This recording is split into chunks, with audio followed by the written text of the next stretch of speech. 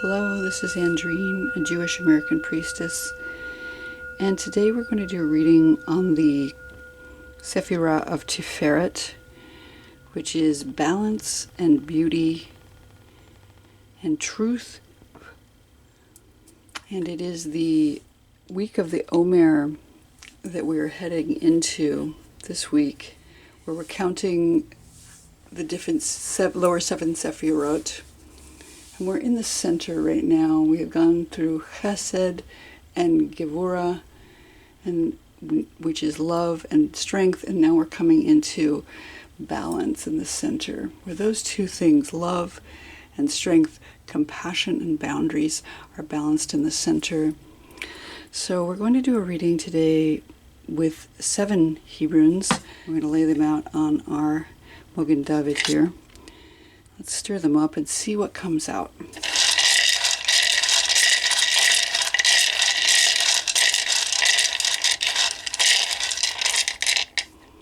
just going to lay them all down and then we'll go over them individually. Actually, I'm going to lay down 3 and then we'll come back and do the other 3 and then we'll end with the last one. Let me zoom in just a bit. At the very top of our reading, we have the letter Beit. Now, this position in the reading is the position of what is the divine giving to us from above, what's coming down from above for us. And we have the letter Beit, and as you may know, Beit is the second letter of the alphabet. Sometimes it's called Bet. And Bet is the letter that represents a house or a home. Where do you dwell right now? Where's your dwelling place? Where's your home? Where do you feel most at home? Is it a house? Is it a community? Is it a place in your home? Is it a family of some kind? Do you feel comfortable in your body, which you bring with you everywhere you go? And is the world where you live your home? Can you think of it that way? So Beit has all of these connotations in it. It's the number 2. It's the second letter of the alphabet, as I said, and yet it is the first letter of Torah. The word Bereshit, meaning in the beginning, begins with the letter Beit. So Beit is this preposition which means in or on or toward. So it's about being inside of something or going to something, finding your place. In the book, the Sefer Yetzirah, the book of creation, in the translation that I read by Rabbi Jill Hammer, the letter Beit is the binary transformation between life and death. Each of the letters in the Sefer Yetzirah has a foundation or a transformation affiliated with it, and Beit is life and death. So it's like a continuum on which we exist somewhere between where we are born and where we die, and within that life and death, we exist, we live, we have a home, we have a body, we have a place on this earth, on this planet. So Beit is representing where our soul dwells. It's the letter that rules over the day of Shabbat in the week. So it has this connotation of rest that comes with it. Shabbat being the final day of creation in which the divine rested. Not because the divine requires rest, but because rest is a holy act given to us by divinity. Beit rules over the planet Saturn in the sky, which is known as Shabbatai, and the mouth in the body. So coming down from divinity is this idea of home, this idea of rest, this place where we can have beautiful words coming out of our mouths, having words of rest, words of home, words of comfort. And in this week of Tiferet, balance and beauty, how can we find balance and beauty in ourselves, in our own bodies, in our homes, in our speech? Words of compassion and grace rather than words of curses. We're given this gift from the divine to be able to speak. And we need to use that wisely And we are given this gift of rest from the divine, so using that as well to find beauty and balance. And that's one of the gifts that's coming today in this week of Tiferet. In the lower right corner, we have the letter Kaf. Now this position in the reading is the position of what is known right now in our situation in this week of Tiferet. And Kaf is the letter that represents the palm of a hand, like it's being outstretched like so. And to that end, it also represents power. It's the first letter of the word koach, meaning power or strength. It's the binary transformation of wealth and poverty. So the question in the position of what is known, where do we stand in the continuum between wealth and poverty? How can we outstretch our arm and hand in such a way that we are giving what we can without overextending ourselves? Giving and receiving is bound up in the letter Kaf. Also the first letter of the word keter, which means crown. So there again, with the power, comes this sense of sovereignty. And Beit is the number 2, but Kaf is the number 20. So it's almost like 10 times this power that comes with Beit. We have the Beit multiplied here times 10. So finding power and wealth in our homes, in our bodies, tapping into that ability to give and receive once we've made ourselves comfortable in our homes. And this is something that we know. We know that we have power. We know that we have the ability to give and receive. We know that the palm of the divine is holding us up and sheltering over our heads in our homes. It's acting like our roof over our sukkah. Kaf rules over the day Tuesday in the week, which is the night of Tuesday is when Tiferet begins this week. And it rules over the sun in the sky. So that sun, which is our life-giving source power, but can also be overwhelming at times. It can be bright and it can burn you if you spend too much time in it. And has that feeling of sovereignty. And we need to be mindful of how we expose ourselves to it. So in the lower right corner, in this position of what do we know there's power here. We know that we have the ability to give in balance with how we receive. We know that we have power, but we don't need to wield it in such a way that it is out of balance. We know that there's beauty in giving and beauty in receiving. And then we need to find balance and measure of those two things together. This week of Tiferet, balance and beauty. In the lower left corner, we have the letter Tav. And Tav, this position in the reading is what is unseen or unknown right now. The letter Tav is the final letter of the alphabet. So it speaks to endings, the signature and the seal of the divine on creation is wrapped up in the Tav. So Tav has this sense of ending, but it's also a sense of new beginnings because there is no end. Everything comes around, and when we reach the end, we start again. So there's this feeling of reincarnation almost that comes with the Tav. And it's the binary transformation of sovereignty and slavery in the Sefer Yetzirah. So where in the continuum between wealth and poverty do we sit? And where do we sit between sovereignty and slavery? In that same balance, we have this balance between what are we enslaved by in our life? And how do we become the sovereign in our own life? Which things are we so obsessed with that they become out of balance and enslave us? And how can we bring that to an end and reclaim our sovereignty? This week of Tiferet of balance, how do we balance all of these things here? Tav is the final letter of the word emet, which means truth. That word which is made up of the first, center, and the last letter of the alphabet, emet. So it's a seal or a stamp on the letter truth. And what's unseen here is that we have this necessity to balance sovereignty and slavery, that something is coming to an end. Maybe we can't see it yet. Or something is coming to an end and we don't see that it's regenerating once it reaches there. I think of Tav as being a stamp or a seal on our own bodies as well, as in our DNA has been stamped or signed with the past generations of our ancestors.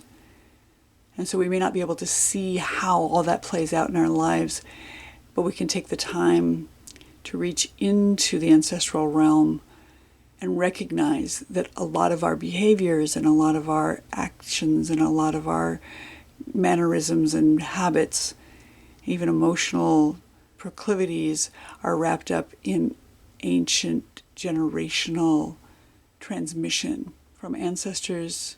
There's a scientific fact that each of us existed in our mother's body as an egg when she was born, which means that each of us existed in our grandmother's body. So when we think about that and how anything that impacted our grandmother negatively or positively influenced the production of half of our genetic material, that's a really interesting scientific fact. And it comes down to much of our behaviors are not even ours, not even within our control. How can we regain sovereignty over that and not be enslaved by the traumas of the past, even past generations? So Tav here is reminding us that something is unseen over which we can try to reclaim our sovereignty. Let's pull out 3 more letters to balance out these 2 triangles. So we have the 1 triangle, and now we're going to do the 2nd triangle.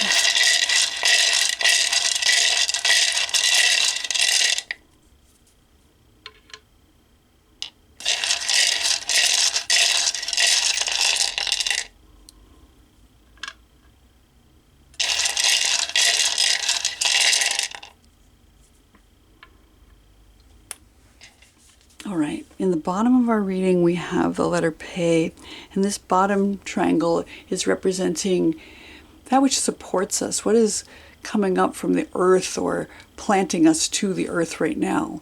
What's underlying our situation that we're heading into, and again, as we come into this position of balance and beauty this week in Tiferet, we have the letter Pe.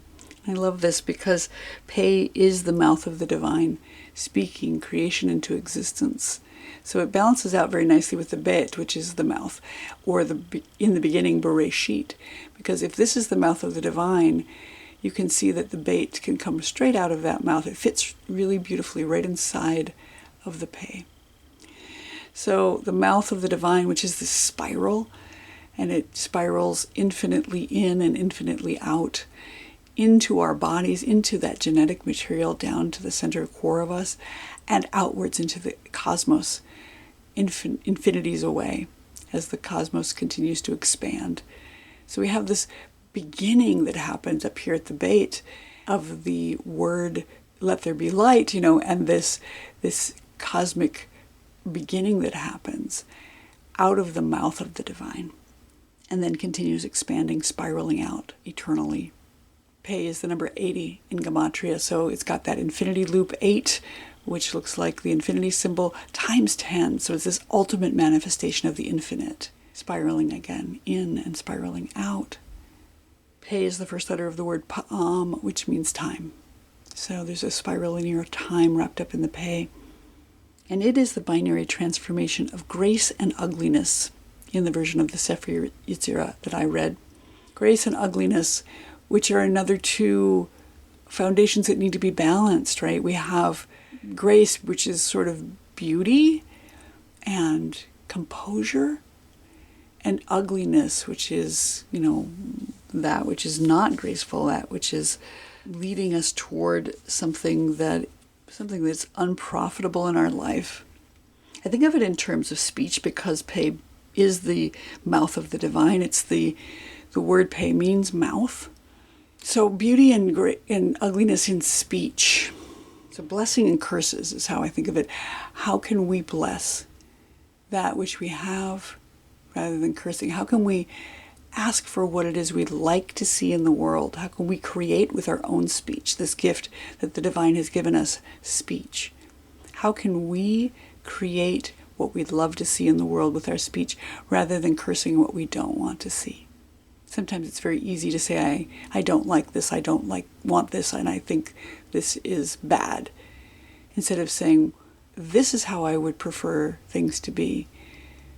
This is what I would love to see in the world. Or finding the beauty in the ugliness. There's a balance there as well. That maybe there's a blessing coming to you in the form of something that's very uncomfortable. And what's supporting us here is the mouth of the divine and our ability to speak blessing into the world. Pei is the letter that rules over the day Wednesday in the week, which is the first day of Tiferet. It begins Tuesday night and goes into Wednesday this week. The planet Venus in the sky, the planet of love. So what's balancing us here, what's supporting us underneath all of this in the week of Tiferet is love and beauty in our speech, grace, the spiral linear time, the infinite itself in its ultimate manifestation is right here at the bottom of our reading, giving us support in this week of Tiferet. That in the upper left corner, this position is the position of what's our fear or challenge right now. We have the letter Ayin. The letter Ayin, which is said to represent an eye in the body. So it's about vision, it's about being watched over by the divine, and also being able to see our way forward. It's the number 70 in Gematria. And as there are 7 days of creation, 7th day being the final day of creation, 70 has this feeling of an ultimate manifestation of an ending. So like the Tav down here being the last letter, we have another ending here. So the challenge or our fear right now is something is coming to an end and we don't know how that's going to turn out or what that represents for us or that there's a new beginning coming in. Maybe we're afraid that we are not being watched over by divinity. Or maybe we're not able to see our way forward right now. That's the challenge. Ayin is affiliated with the tribe of Dan, which is the word Dan means judgment, Deen. So maybe there's a fear around a judgment that's coming in with this ending, this finality, whatever it is. And we're not able to see how that's going to turn out. But in the version of the Sefer Yetzirah that I read, Ayin is also the foundation of laughter. And for me, that always indicates that once we do see how things will play out, we will find laughter in that. Or maybe if we can laugh at our circumstances, even if they're challenging, we'll be able to see forward a little better. So our fear or our challenge right now is Ayin, which is, again, that idea of vision, sight, the eye in the body, clarity of vision, being watched over by the divine, and laughter. In the upper right corner, this position is a position of our advice right now in our situation. We have the letter Vav. Vav, which is literally the word and in Hebrew, and it's all about connection. It's also seen sometimes as the spine in the body, that tall, straight spine with a little bit of a bowed head at the top. In the Proto-Hebrew, it was seen as a peg or a hook, something that connects two things together. So the message here in our week of Tiferet is how do we find the balance and the beauty in the situation is to connect. Connect with ourselves, connect with the divine, and possibly connect with others if that seems appropriate. Vav is the letter that rules over the month of Iyar, which is coming up also this week. Iyar is the month that connects Passover to Shavuot. It's that month of transitioning in the desert and the wilderness. Vav is also the sense of hearing. So we're listening right now in order to connect. We won't really need to spend some time hearing, maybe listening to the divine and hearing what we need to hear. But our advice here is to connect and listen, to really listen so that we can hear.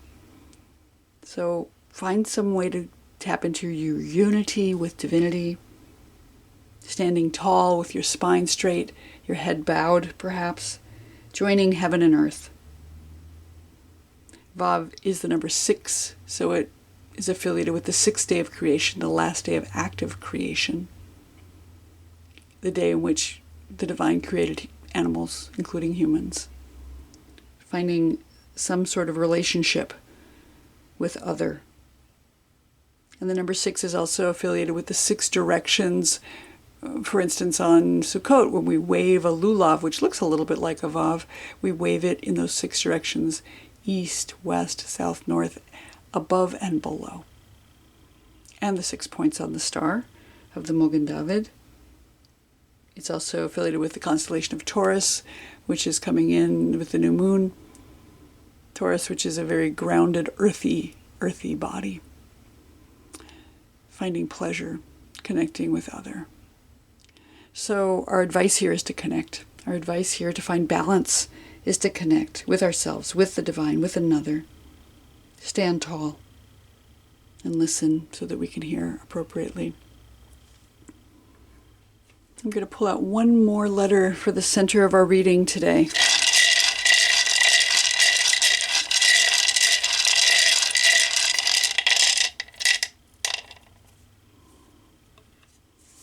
So in the center of our reading, we have the letter Mem.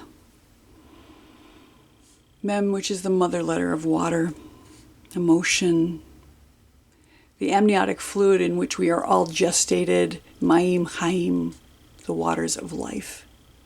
Mem is the deep, Tahom, that material that existed before earth, before creation. There was the deep, this sort of fluidy substance. And Mem holds that within it like a womb. Mem is about transformation through water, cleansing like a mikveh, a ritual bath. It represents the belly or the womb in the body. So that place where transformation happens, where like a cocoon, this small seed becomes something manifest. And because it's related to water, emotions, there's this feeling of grief that can come with it, or just overwhelming tears. So in our week of Tiferet and balance, sink into your emotional space. Cry if necessary to release some of these contradictions, to balance many of these transformations that are occurring within each of these letters represented here. It's affiliated with the well that followed Miriam throughout the wilderness, that source of sustenance that was given to the people as we wandered from the narrow place of Mitzrayim toward Sinai to receive revelation. When we came out of our slavery and tapped into our own sovereignty, we needed that nourishment, that well. I think of Mem as being affiliated with the Shekhinah because it is that mother, that divine mother presence, the one that holds us all in her womb, nurtures us all. And Mem is the number 40 in Gematria, and so it has that sense of the 40 weeks of gestation in the human body during pregnancy, but also the 40 years in the wilderness as we wandered throughout the desert trying to become a whole people, and to become a nation. So there's a transition happening here during this week of Tiferet, and it is in the center. It is in the center of the tree of life. When we look at the 10 Sephirot, Tiferet is there with that balance and beauty. It's sometimes seen as being in the heart, but it is a central place of gestation. And our heart can be seen like the Mem too, because it is the central place that pumps that fluid through our body. All things liquid affiliated with the Mem. This is a beautiful reading for the week of Tiferet. We're balancing so many things here. We're balancing life and death with Beit in our bodies, finding our home, speaking what we need to say. We know that there is a transformation between giving and receiving, between wealth and poverty. And we find the balance in those two transformations, that continuum. With the Tav, we have an unseen ending or new beginning that's coming in, having to do with our sovereignty and our slavery. How do we balance those two things as we come out of slavery from Mitzrayim and are heading toward our own sovereignty? How do we balance where we've come to where we're going? What's supporting us here is the infinite, the number 8 times 10, that infinity loop, that infinity spiral which happens here, the mouth of the divine, giving us the ability to speak into creation what we would like to see in the world, blessing rather than cursing, that binary transformation of beauty and ugliness. That's what's really supportive of us in this week of Tiferet, in balance. So we might have a challenge seeing how things are going to turn out, that there is something coming to an end. We don't know maybe what it is, but we're challenged or afraid of that transition. But if we can see, we'll maybe be able to laugh. And maybe if we laugh, maybe we'll be able to see as well. Finding those balances. Our advice here is to connect with ourselves, connect with the divine, connect with another. Stand tall, find our balance, even in the midst of struggle. And when we do, we'll come into this place of nourishment. We'll come into this place of gestation that will be held in the womb of the mother. So for this week of Tiferet, I wish you blessings and balance, beauty in all that you see and do, coming into harmony. We take a look at how each of the other 7 Sefirot fit inside of Tiferet.